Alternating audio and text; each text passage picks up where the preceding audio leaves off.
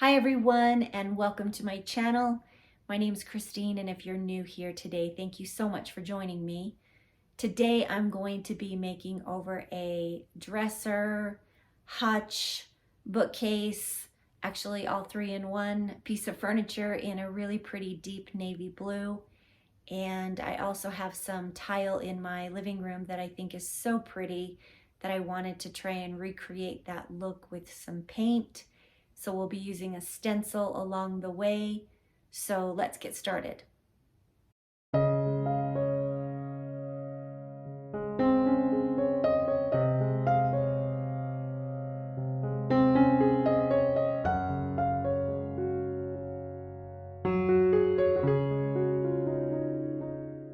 This dresser bookcase was headed straight for the dump, and a friend of mine called to see if I wanted to do anything with it. And I actually think it's quite cute. It's kind of a charming little piece, and I know there's always somebody out there that will appreciate an older piece of furniture as long as we can clean it up really well, sand out some of those gouges, and give this a fresh coat of paint. I think we can turn this into something really cute and hopefully give it a new life. You can see some of this hardware is barely hanging on, so I'll be removing that and perhaps putting on some new hardware. I want to clean this really well, get rid of all that grease and residue and dust. I think it's been sitting in someone's basement or garage for quite some time, so it definitely needs a good cleaning. I'll remove all the hardware and get this ready for sanding.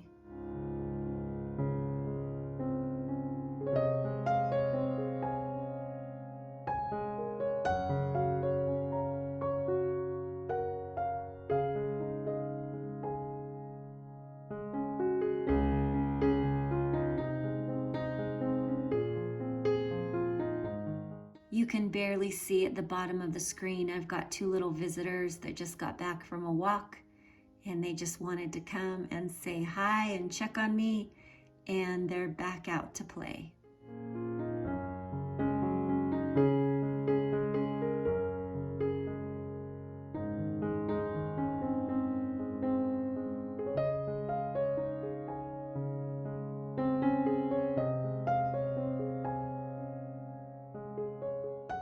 I'm just filling in each of these holes on all the drawers where the old hardware was with some plastic wood filler, and then I'll set these aside to dry while I get to work on the top bookcase and the bottom base. And as I start to sand down this piece, I can see that it has had many lives. There was a layer of yellow paint, then green paint, then brown paint, all underneath the white paint. So I know this piece has been well loved, and my goal is not to sand down all the paint, but I got kind of a kick out of seeing how many layers were there. I started out with 150 grit sandpaper because there were quite a few clumps and paint drips that had dried, and I just wanted a level surface. And then I moved to a 220 grit to finish it off and get a smooth surface for the new paint to have something to adhere to.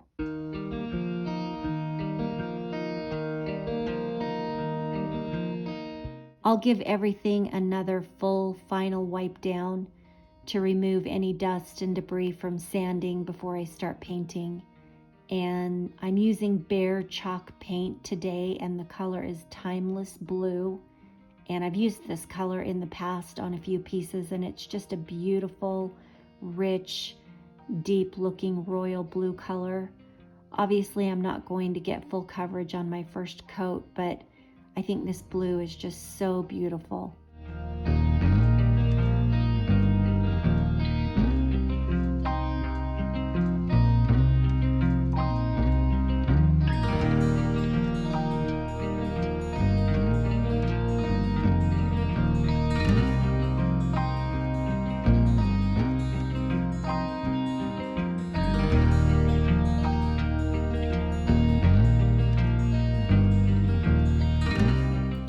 This drawer that I'm painting here, if you look in the lower left-hand corner, you can actually see a gap where the light's shining through.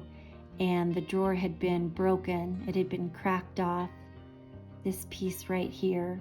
So I'll need to repair that.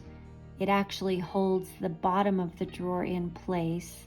So I'll need to glue that and nail it down. You can see they had it holding on with this Scotch tape right here. So I'll fix that, I'll glue it back into place, and then I'll put some nails back in their place, clamp it, set it aside while I continue painting.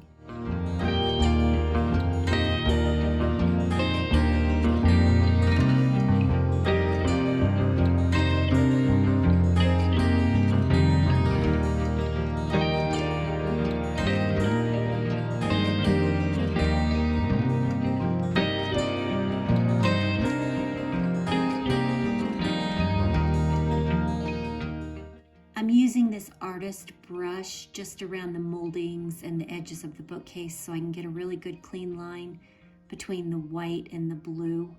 And then for the inside of the bookcase, I'll use Rust-Oleum chalk paint, and the color is called Linen White, and it's just a really bright white.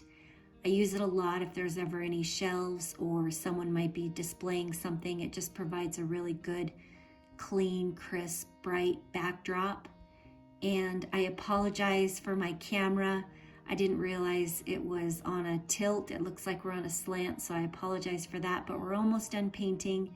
The bottom drawer is still in the corner with clamps on it, so the glue can finish drying, so we'll bring that back in a minute. But let's get started on the stencil.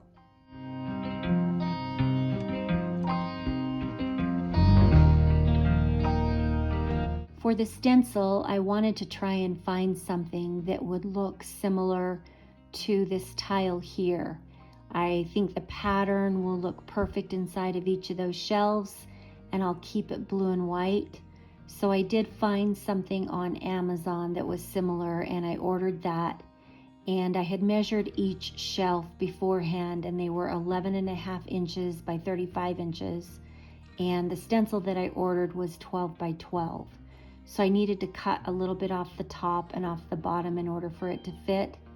And then for the width, I had to modify that a little bit as well in order for me to be able to get 3 full stencils across each shelf. So I just grab my tape measure and I find the center of the shelf and I line it up to the center of the stencil, and I put some tape on each of the sides. And then I did put tape on the bottom as well so that I didn't accidentally brush that bottom shelf. And then a big piece of tape across the center of the stencil, which I find helps minimize the stencil from lifting up each time you apply paint. So once I'm finished painting the rest of the stencil, I'll gently peel off that tape and finish putting paint inside there. But it just kind of helps me keep the stencil in place. With a stencil, you always want to use kind of a dabbing motion up and down. You never want to go side to side because that will cause bleed through.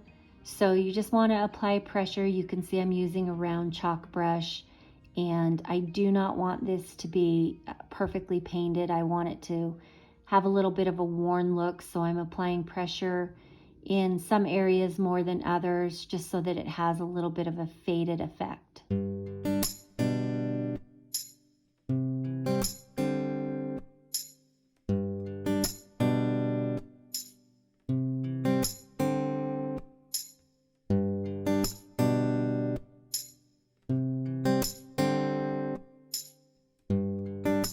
For some of the edges, I use this tiny little paintbrush that actually came with the stencil to fill those in, and you'll see that I have to use it a lot more on both the edge pieces in order to modify those to fit. And then I gently peel it off, and in this case, since I don't have much room, I butt it right up against the first stencil and tape it on to do the next one.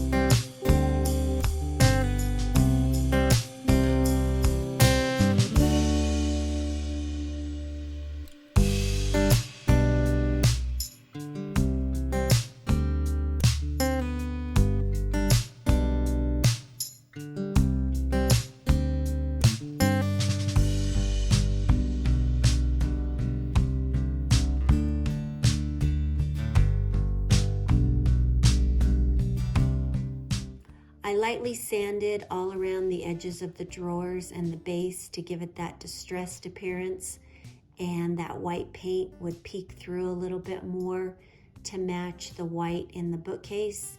And then to finish off this piece, I'll use a dark wax for the blue to deepen up that color, and a white wax over the stencil just to fade it and give it a more clouded appearance. I'll add some hardware and we are finished.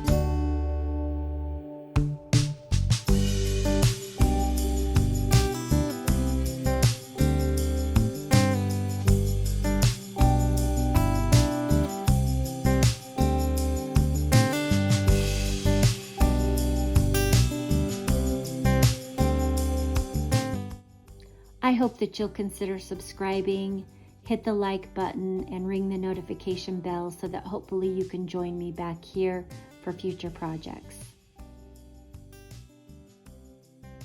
Thank you so much for watching. I hope you have an awesome day, and I hope to see you back here real soon.